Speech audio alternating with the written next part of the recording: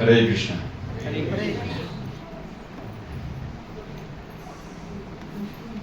काही भक्त बाहेर पण आहेत, काही भक्त आत पण आहेत. कोणावर केंद्रित करायचं लक्ष हेच समजत. हरे कृष्ण. तर आज आपण काय साजरी करतोय? नरसिंह चतुर्थी. नरसिंहदेवांची चतुर्थी. चतुर्थीला नरसिंहदेव प्रकट झाले. तर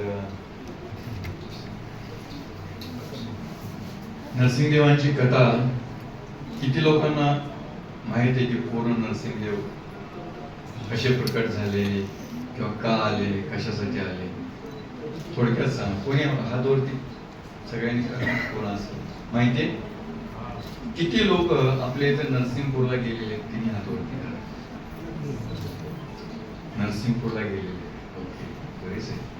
आणि किती लोक नाही गेलेले? तिने हातवरती करा. म्हणजे समजेल आपल्याला. अजून गेलेले नाहीये. किती लोक आहेत अशी? 1 2 3 4 5 10 लोक आहेत तिथे नरसिंहपूरला गेलेले नाहीये. तर आपल्या इथं ही पवित्र भूमी आहे, आपल्यालाही माहित नसेल की ज्यावेळेस भगवान नरसिंहदेवांनी हिरण्यकशिपूचा वध केल्यानंतर अनेक ठिकाणी, जसे की एखादा माणूस खवळलेला आहे घरामध्ये, उदाहरण एक्झाम्पल देतो, आणि तो इतका खवळलेला आहे, त्याला शांत करायला कोण आहे? तिची पत्नी आहे ना. असंच नरसिंहदेव ज्यावेळेस खवळले होते त्यावेळेस सांगितलं, सगळे ब्रह्मादिका सगळे देव घाबरले होते. त्यांची पत्नी होती लक्ष्मी. तिला सांगितले की बाई तू तर जा. ती पण म्हणली असं मी कधी रूप पाहिलेलं नाही, मी नाही म्हणली जाणं.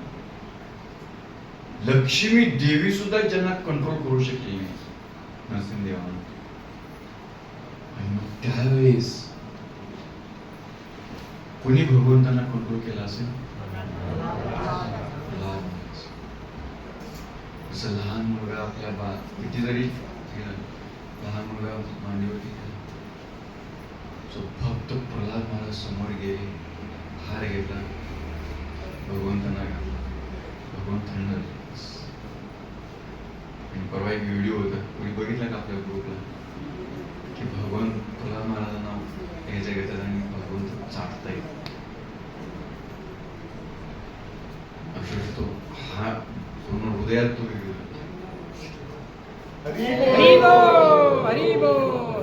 त्यावेळेस नरसिंहदेव खूप क्रोधाविष्ट झाले.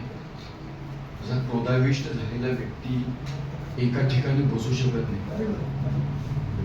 तर तो या घरातनं या खोलीतनं त्या खोलीत, त्या खोलीतनं त्या खोलीत, त्या खोलीतनं त्या खोलीत असं जात असतो ना. काही हेच होत नाही. तसं भगवंत आपल्या भूतला अनेक ठिकाणी गेले आणि त्या त्या ठिकाणी त्यांचं खूप प्रकट झालं. अभय जे कोळे नरसिंहदेव जे आहेत, थोडक्यात हे सांगतो कसे प्रकट झाले. ज्यावेळेस एक विप्र कृष्णा नदीच्या काठावरती स्नान करत होते, एका व्यक्तीच्या स्वप्नामध्ये ते जात आहे आणि म्हणतात की मी अनेक वर्षापासून कृष्णा नदीमध्ये आहे,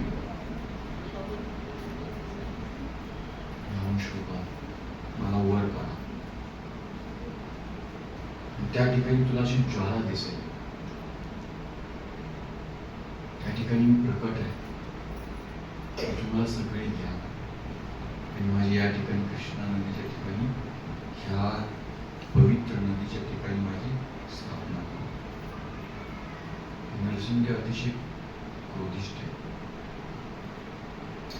मी आणखीन एक कथा ऐकली होती, या नरसिंहदेवाच्या कुठल्याही स्त्रीचा वारा पण चालत नाही. एका व्यक्तीने म्हटलं की मी आतमध्ये आज राहणार आहे, पण संध्याकाळी बंद झाल्यानंतर कोणी आतमध्ये राहू शकत नाही. एक व्यक्तीने इच्छा केली की मला राहायचंय, पुजाऱ्याने हे केलं.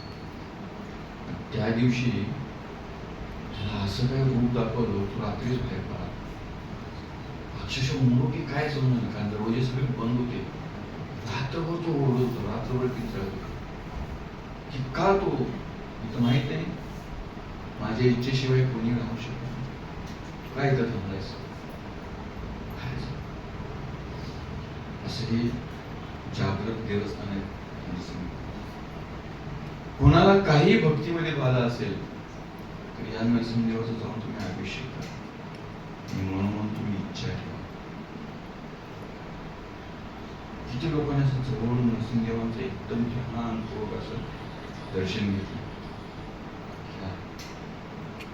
सगळ्या तुमच्या इच्छा पूर्ण करतात, तुमच्या सगळ्या भक्तीचं रक्षण करतात.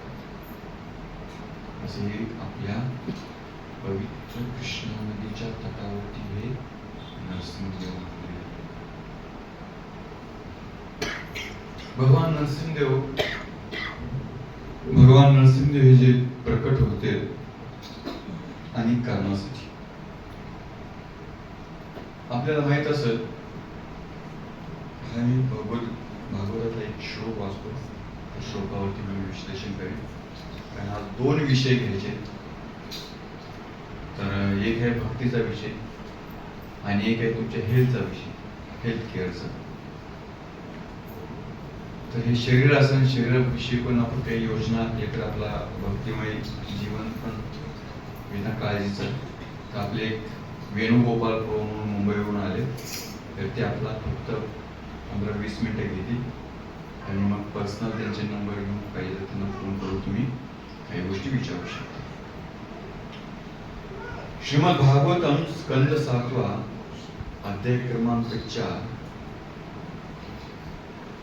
यदा देवेषु वेदेषु गोपेषु प्रेषु साधुषु धर्ममयीच वेदेषु सवा आशु विनयशन्ति.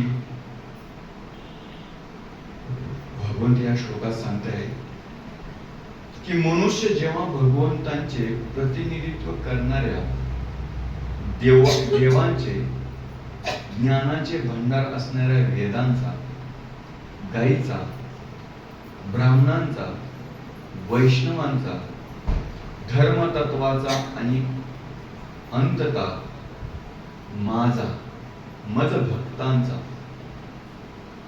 मज भगवंतांचा द्वेष करतो, तेव्हा खचितच तो आणि त्याची संपूर्ण संस्कृती त्वरित नष्ट होते.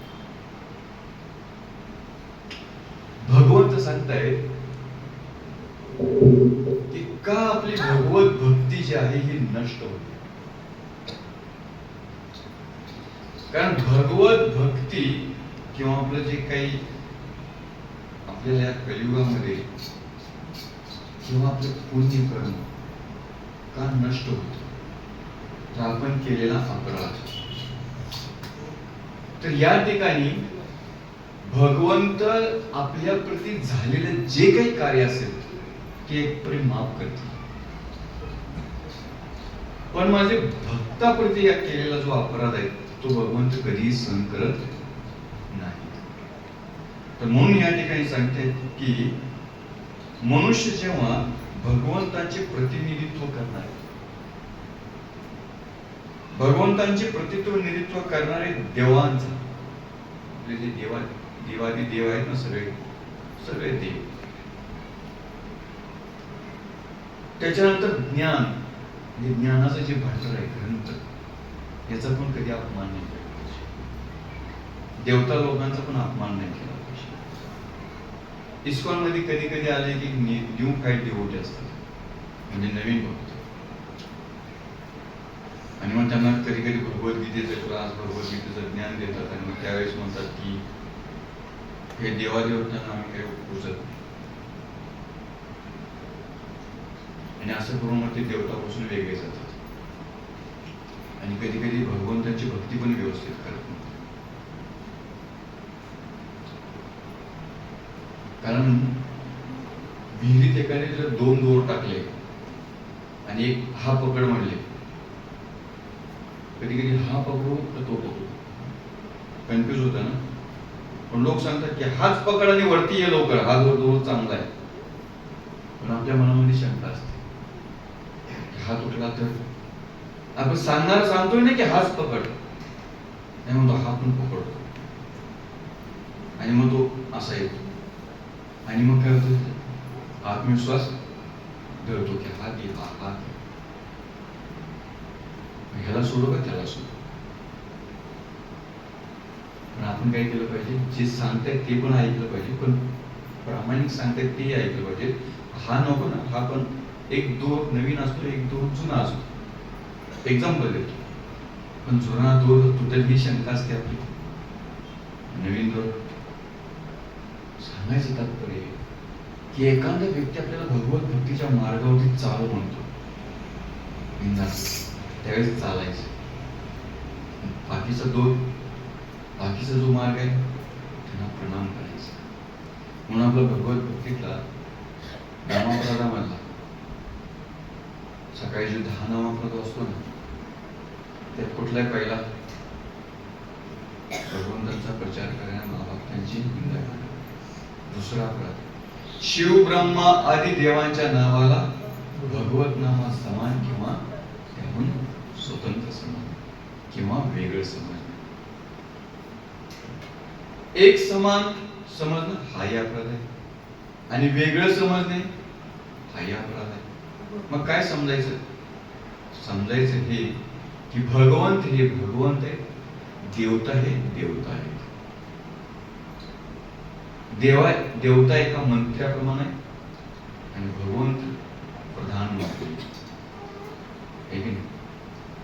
तसं गॉड आणि डेमी गॉड म्हणजे देवता आणि भगवंत याच्यातला भक्ताला फरक समजला की मग तो सगळ्यांना काय करतो, सगळ्या देवतांना मनपूर्वक तो काय करतो, प्रणाम करतो, त्यांचा आदर आतिथ्य करतो, पण त्यांची भक्ती नाही करत. भक्ती कोणाची? भगवंताची. हा विषय फक्त आपल्याला समजला की या अपराधामधून आपण बाहेर पडतो. देवता आहे, जो कुलदैवत असेल जरूर तुम्ही पूजन करा, पण अल्टिमेट भगवंत कोण आहेत? कृष्ण. तर हे कधी आपण विसरायचं. आणि म्हणून हे जे भगवंताचे जे कृष्ण जे अवतार जे आहेत त्यांचं सगळ्यांचं आपण मनोमनी पूजन करायचं. पण इतरांचं पूजन करायचं की नाही, जोपर्यंत तुमची भगवंतावरती दृढ श्रद्धा होत नाही तोपर्यंत त्याही भगवंतांना, जसं आपण वैष्णवांना प्रणाम करतो, भक्तांना प्रणाम करतो, त्यांना लुटतो का आपण बाजूला? मग देवतांनी आपल्याला काय केलेलं आहे? फक्त त्यांचं ग्राहक व्हायचं. काय म्हणतात? गिराईक. फक्त आपल्याला काय व्हायचं नाही, गिराईक व्हायचं. आपल्याला गिराईक कोणाचं व्हायचंय? कृष्णाच्या. हे ना, म्हणून कधी कधी आपण नवीन दुकानात, मी लहान असताना माझी आई नेहमी सांगायची याच दुकानात जावं का, त्या दुकानात लवकर तिथे गर्दी असते. आम्ही मी त्या दुकानात जातो, तुला सांगितलं ना त्याच दुकानात. पण आपली काही इच्छा असते तर गर्दी कमी आहे त्याला, पण तो पण त्या दिवशी काय करतो, चांगल्या पुडीत बांधतो आणि देतो. आणि त्या पुडीवरनं आई ओळखते की हा कुठल्या दुकानात गेलेला. आजकाल माहित नाही, अजून बाजारात जात असेल, पण मला अजूनही ते माझा प्रसंग आठवतो की मला कुठल्या दुकानात सांगितले, मी त्या दुकानात गेलो, माझ्या आईचं इतकं बोलणं ठरलेलं असतं. एक एक्झाम्पल सांगितलं तर ज्या दुकानाशी आपण व्यवहार करतो तो समजतो, या काकूचा हा तिची पुढे वगैरे व्यवस्थित, तुम्हाला कसा देणार. आपलं असतं ना की एक फॅमिली डॉक्टर असतो, एक फॅमिली दुकान असतं, त्याच दुकानाला आपण जातो. तसंच आपल्याला भगवंताकडे कोणाकडे जायचंय? कृष्णाकडे आपल्याला जायचंय. हे आपल्या नेहमी काय असलं पाहिजे. इतर देवदेवता नमस्कार, हरे कृष्ण. एकदा येथे भक्तिवेदांत स्वामी श्रील प्रभुपाद ज्यावेळेस वृंदावनात होते, त्या वृंदावनामध्ये एक भक्त जो आहे, बाहेर स्पीकर लावावा लागेल. आता मी काय करणार, इथं पण ऐकायला येत नाही. हरे कृष्ण. मी वाढवून इथं जी पोया लागले, तिकडे एक स्पीकरची सोय करा. स्पीकर पुढे नंतर भविष्यात तर ज्या वेळेस प्रभुपादांना एक भक्त म्हटला की अरे कुठे गेलतास, तुझ्या गळ्यात बरेच धागे दोरे दिसायला नाहीये. तर भक्त म्हटला की काय मी वृंदावनात फिरायला गेलो आणि प्रभुपाद म्हणले की एक साधू म्हटले की ते मला भेटले आणि त्यांनी मला गळ्यामध्ये हा धागा दिला आणि त्याच्या समोर मी बसतो. म्हणजे काय, अरे तू भक्ती करतोयस पण तुला शनीचा प्रकोप आहे, म्हणजे तुझं काय शनीचा प्रकोप आहे. मग हे मी तुला ताईत देतो, तू गळ्यात तू बांध आणि सगळा प्रकोप काय होईल तुझा नष्ट होईल. प्रभुपादांच्याकडे बोलले. प्रभुपाद म्हणले तू कृष्णाचा भक्त आहेस. भगवंत आपल्या एका ठेपेमध्ये असले अनेक शनी प्रकोप, अनेक वेगवेगळे प्रकोप जे आहेत ते काय करतात, दूर भाळवतात. तू काय घेऊन बसलायस म्हणजे. भक्ताला भगवंतांचा जो कोणी आश्रय घेतो त्याला भक्ताची इतरांची काळजी करायची गरज नाही. ज्यावेळेस भगवान नरसिंहदेव प्रकट होतात त्यावेळेस या श्लोकावरून आपण पाहू शकतो की भगवंत सांगतायत की यथा देवेषु गोपेषु. गोपेषु म्हणजे गायींचा आपण आदर केला पाहिजे.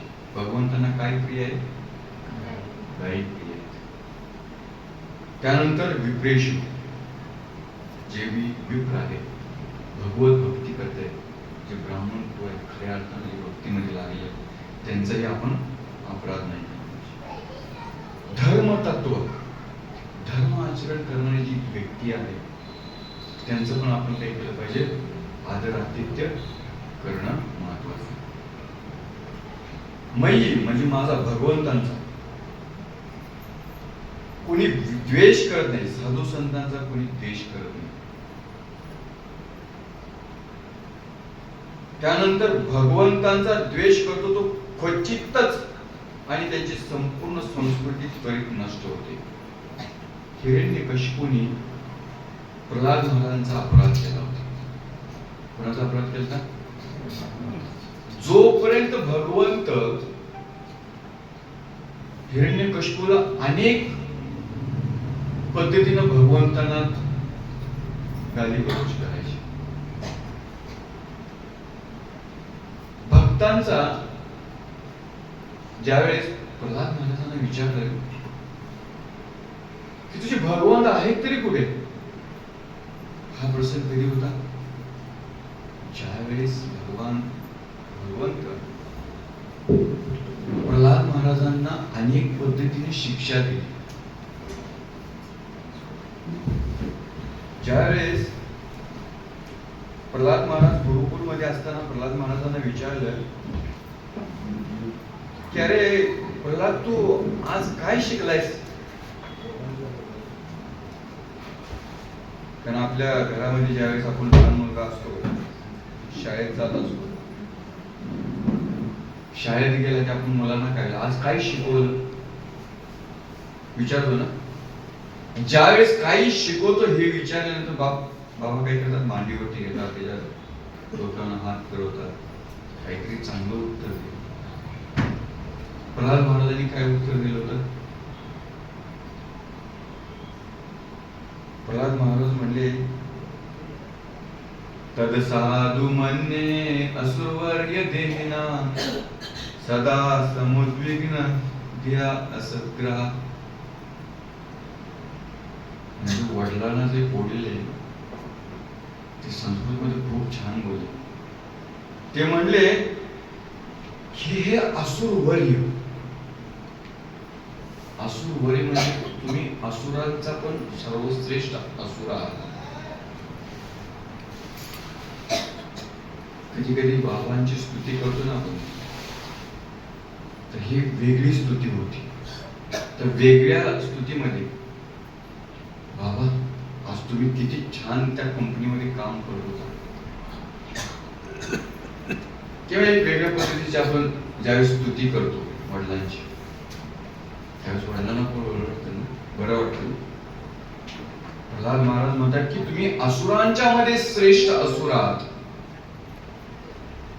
मी माझ्या आध्यात्मिक गुरुकडून शिकलेल्या उपदेशानुसार ज्या मनुष्याने क्षणभंगुर देहिक आणि अहिक कुटुंबाच्या जीवनाचा स्वीकार केलाय तो खचितच चिंताग्रस्त होतो. हा, तुम्ही सर्वश्रेष्ठ आहात पण तुम्ही चिंताग्रस्त आहे. काय सांगितलं? तुम्ही चिंताग्रस्त आहे. असं कोणी जर वडिलांना म्हणलं की तुम्ही चिंताग्रस्त आहे, मुलाला वाटेल की वडिलांना वाटेल की ह्याला बरेच काय माझी पण चिंता समजते. पण थोडे उपदेश देत आहेत. ते म्हणतायत हित्वात्मकं पापम ग्रह अंधकूपम. ते म्हणतायत की हे जी चिंता जी आहे ना, कौटुंबिक जीवनरूपी अंधकूप मध्ये पडलेला जो व्यक्ती असतो त्या व्यक्तीला खरी चिंता असते. प्रल्हाद महाराज कशा पद्धतीने आपल्या वडिलांना ज्ञान देते. ते म्हणतात की आपण तुम्ही हे मोठ्या असुर कुळाचे तुम्ही राजा आहात ना, पण तरीही तुम्ही आपले हे जे जीवन जे आहे ना एखाद्या अंधकूप विहिरीमध्ये पडलेल्या व्यक्तीसारखे. असं जर कोण म्हटलं तर मी तर या राजा असुर कुळातला, माझ्याकडे काय कमी आहे, पण तू काय मला शिकवतोयस की मी एका अंधकूप विहिरीमध्ये पडलोय. पुढे आणि सांगा. पुढे सांगितल्यानंतर हिरण्यकशिपू म्हणतात बघा पुढे काय म्हणतात, वनो गतो यद्वाद हरिम आश्रयाता. ते म्हणतायत अंधकूपात आहेत पण त्या अंधकूपात पाणी नसून केवळ दुःखच आहे. आणि स्पष्ट शब्दात सांगायचे आहे त्याने कृष्ण भावनेने संपन्न असलेल्या वृंदावन नामक वनामध्ये जाऊन भगवंत हरीचा आश्रय घ्यावा. आता हरी म्हटल्यानंतर कोण आहे? भगवान विष्णू. अजून एका श्लोकामध्ये भगवान सांगतायत, प्रल्हाद महाराज सांगतायत श्रवणम कीर्तनम विष्णू. त्यावेळी तर तळपायाच्या आत मस्तकाला जाते नरसिंहदेवांची, सॉरी कोणाची, विष्णूचं नाव घेतोय. वास्तविकता हे जे भौतिक जग आहे, छोटेसे प्रल्हाद महाराज अंधकूपाची उपमा करतात. ह्याची मी तुम्हाला स्टोरी सांगतो की भागवतामध्ये सांगितलेल्या भाषांमध्ये रूपात लिहित आहे की हे जे भौतिक जग कसं आहे. आपल्याला माहित आहे की भागवतम वाचा, त्याच्यानंतर आपल्याला समजेल की कशा पद्धतीनं पूर्ण भागवतम आपल्याला अर्ध्या तासात आणि 1 तासात आपण नाही समजू शकत. पण याच्यातून आपल्याला काय शिकायचे धडे ते आपल्याला घ्यायचे एका एका श्लोकातून, एका एका प्रल्हाद महाराजांच्या गोष्टीतून. एक एक श्लोक म्हणजे आपल्याला आयुष्यभर रटला ना तरच आपल्याला समजेल इतकं त्याच्यात गुह्य भरलेलं आहे. प्रभुपाद स्टोरी लिहित आहेत की ते म्हणतात की हा अंधकूप म्हणजे एक व्यक्ती जंगलामध्ये जातो. किती लोक जंगलामध्ये गेले जंगल सवारीसाठी गेलेत ना. आताची जंगल म्हणजे कुठेतरी रस्ता दिसतोय आणि आम्ही पण एका जंगलामध्ये गेलो होतो. आमची टीम होती. रात्रीचा दिवस, रात्र होती, कुठली गाडी नाही काय नाही. अशा एखाद्या जंगलामध्ये एखादा व्यक्ती गेलाय, दिवसा गेलेला आहे. पण ज्यावेळेस जात होतो ना, तो जातो आणि बघतो तो एक सिंह जो आहे तो त्याच्या पाठीमागे लागतो. त्याला बघितल्या क्षणीच त्याला भीती वाटते आणि तो काय करतो, पळतोय. आणि तो ज्यावेळेस पळतो त्यावेळेस गवतानं झाकलेला एक विहीर असते. त्या विहिरीत तो, आता गवतानं झाकलेली विहीर समजते का? नाही समजत. तो पडतो आणि पडता पडता तो एका फांदीला पकडतो. फांदीला पकडलं खाली नजर गेली, खाली तर पाणी नव्हतं म्हणून अंधकूप मांडलेले. खाली पाणी नव्हतं, मग काय होतं? एक कोबरा होता. तो तिची वाट बघत होता की हा कधी खाली पडतोय, मी त्याला नसतो. पण ज्या वेळेस तो कोबरा बघितला, वर वाघ दिसतो, सिंह दिसतो, फांदीला पकडले, पण त्या फांदीवरती एक म्हावाळ बसलं होतं आणि ते म्हावाळ उठतं. आणि ते ज्यावेळेस म्हाऊ उठतं, तर त्या माशा काही गप्प बसतील, काय करतील?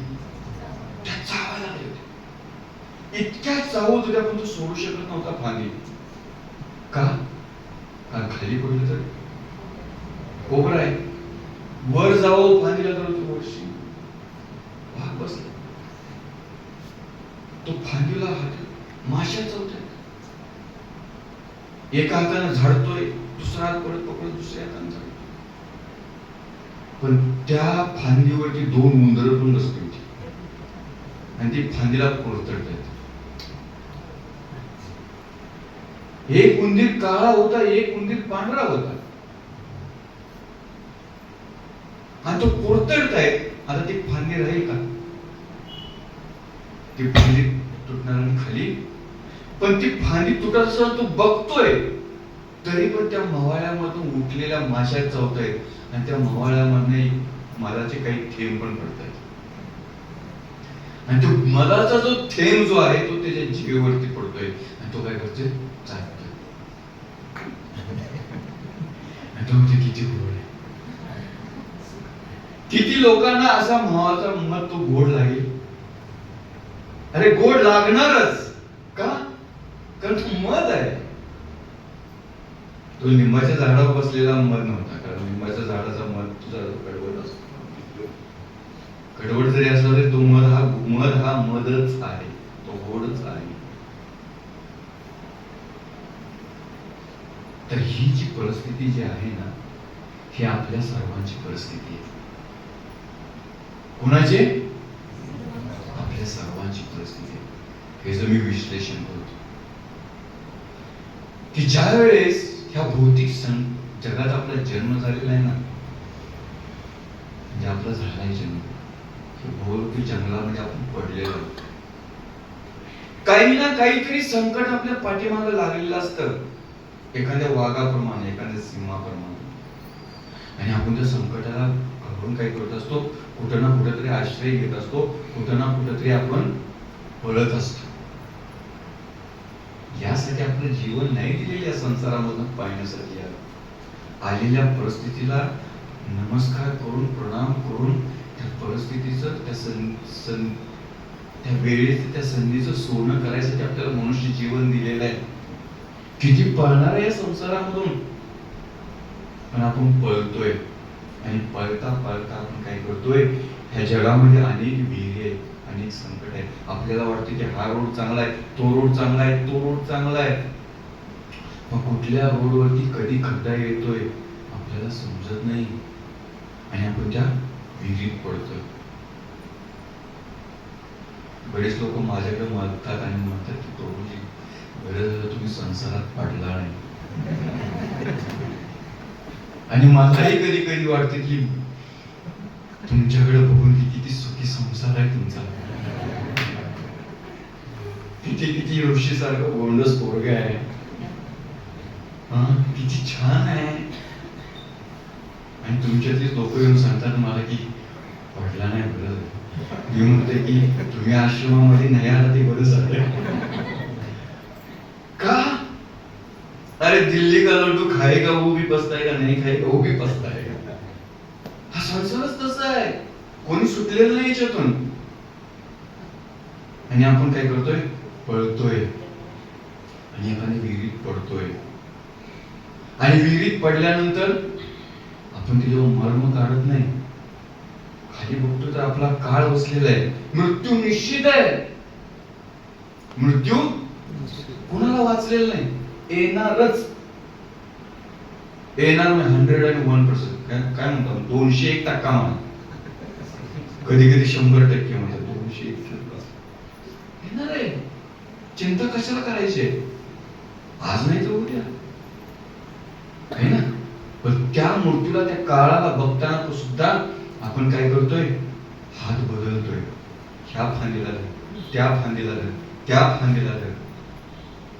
आणि त्या फांद्यावर आपण काय करतायत? रात्र दिवस आपला काय करतायत? हे दोन उंदर उतरतायत ती फांदी.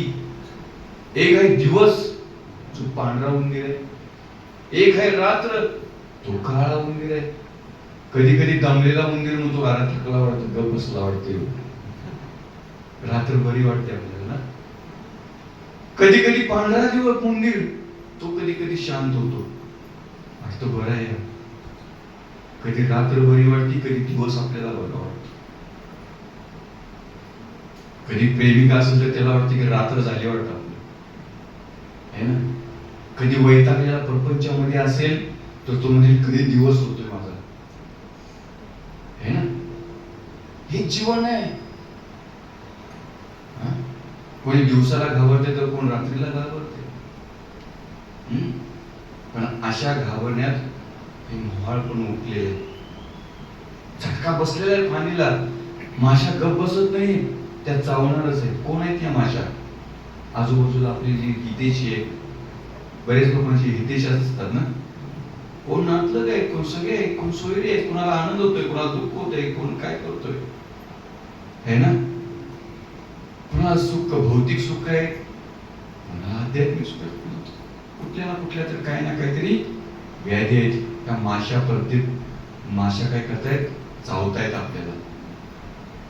पण ह्या सगळ्या संसाराच्या माशा चावताना सुद्धा तो जो मध पडलेला आहे ना, तो टपकतोय, त्याला पण जीवनी चाकतोय.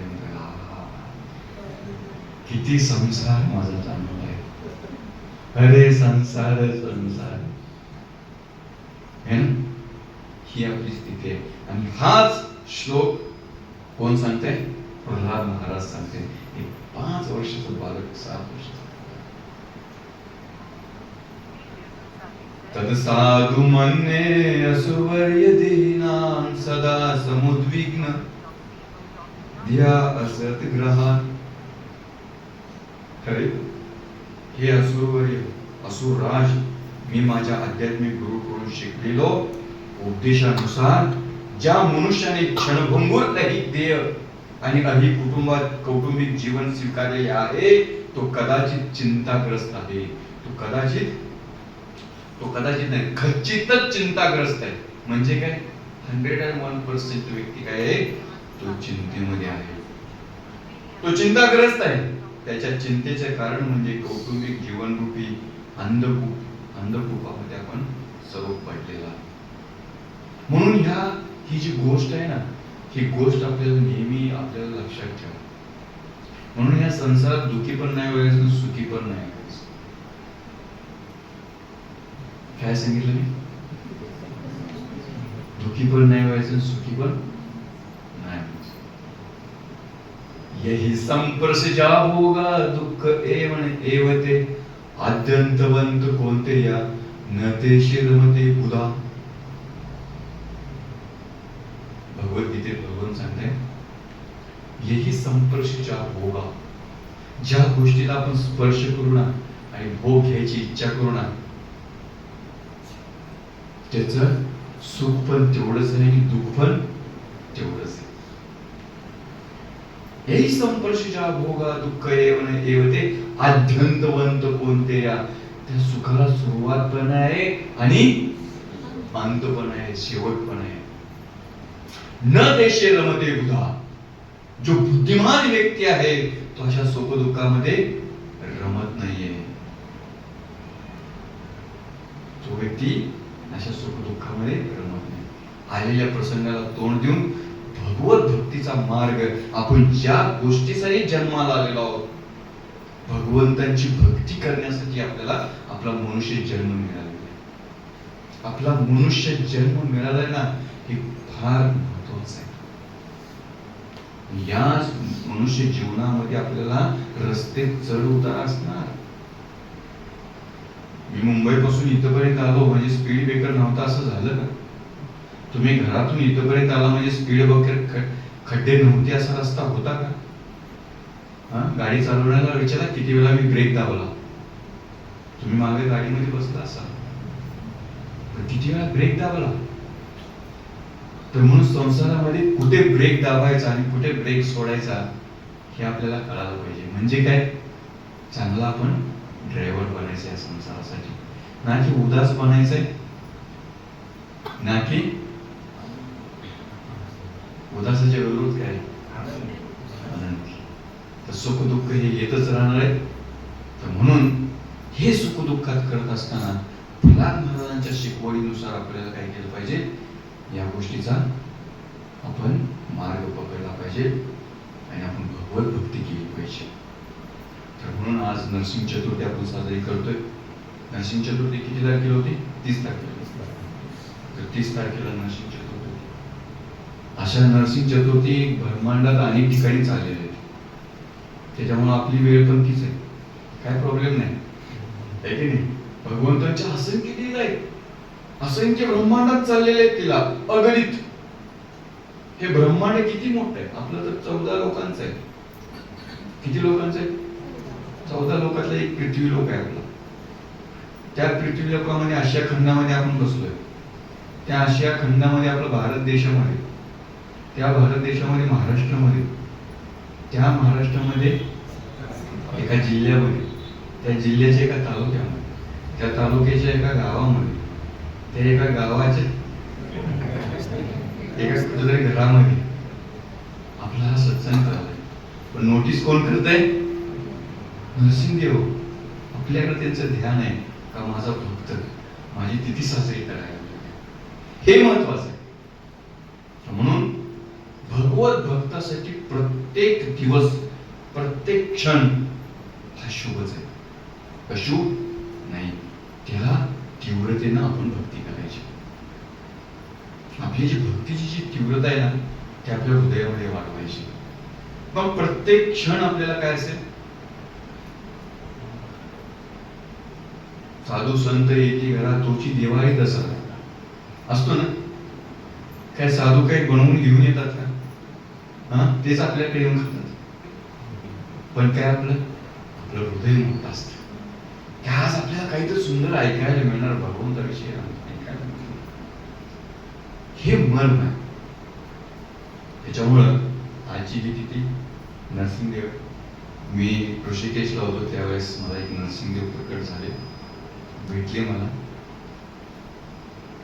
मी विग्रह घेतले आणि तशीच गंगेमध्ये जाऊन आम्ही दोघांनी डुबकी मारली आणि भगवंता मला आमच्या रक्षणासाठी तुम्ही या म्हणलं. मला एक विग्रह मी घेऊन आलोय, सुंदर आहे, त्यांचं दर्शन करा, भगवंतांना प्रार्थना करा की भगवंता आमचं नेहमी रक्षण करा. माझं रक्षण नाही झालं तरी चालेल, पण मी कवडी कवडी थोडी थोडी जी माझी मी भक्ती जी टिकवलेली आहे, मी जे भक्ती करतोय ना, त्यामुळे भक्तीचं माझं रक्षण करा, माझ्या भक्तीचं रक्षण करा. मी कुठेही असो, ब्रह्मांडामध्ये माझा कुठेही जन्म हो, पण मला भक्तीतून बाहेर काढू नका. मला भक्तीमध्ये सदैव मला ठेवा, माझी काही अवस्था असो. अनन्य भावानं तुम्ही भक्ती करा, भगवंत तुम्हाला सर्व पुरवते, सर्व आपल्या योजना. तर म्हणून नरसिंहदेवांना प्रार्थना करा. जेव्हा जेव्हा आपल्याला काही संकट येते, निश्चित नरसिंहदेवांची आपण प्रार्थना केली पाहिजे. का माहित नाही, मला नरसिंहदेव इतके प्रिय आहेत. मी ज्यावेळेस भक्तीमध्ये आलो तर नरसिंह चतुर्थीला मी कंठी माळ घातली. महाराजांचा संन्यास नरसिंह चतुर्थीला झाला, म्हणून मला नरसिंह चतुर्थी पण माझी आवड आहे. तर असे भगवंतांचा आज आपण पुष्पाभिषेक करणार आहोत. तर आपण सर्वांनी पुष्पाभिषेक करू. तर आपल्या सत्संगामध्ये आजचा हा संकीर्तन, पुष्पाभिषेक, हे जे कीर्तन जे आहे, आपल्या सत्संगामध्ये एक विशेष भक्त आहे, ज्या बेबी जाधव म्हणून आहेत. तर त्यांना त्यांची सून आहे, त्यांची डिलिव्हरी झाली कृष्णा हॉस्पिटलला.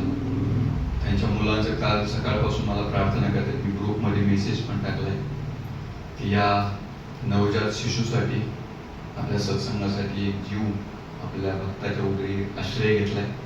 तर त्यांच्यासाठी आपण हा प्रार्थना करा, त्यांच्यासाठी एक जप करा, त्यांच्या स्मरण करत करत आपण अभिषेक करू आणि कीर्तन करू. हरे कृष्ण.